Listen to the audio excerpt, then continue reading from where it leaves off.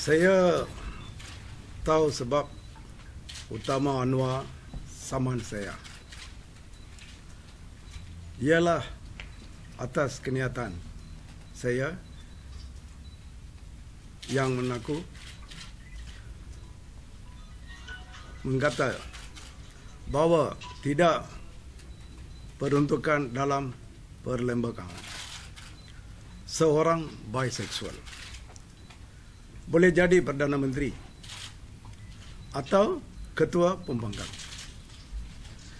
Saya tetap dengan pendirian saya bahawa seorang biseksual tidak layak jadi Perdana Menteri atau Ketua Pembangkang.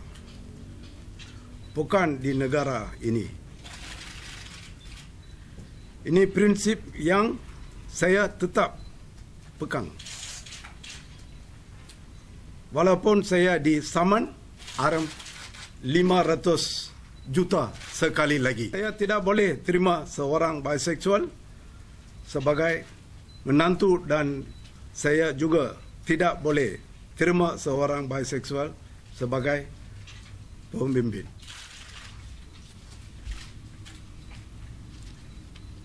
Saya mau berbicara dimula dengan segera.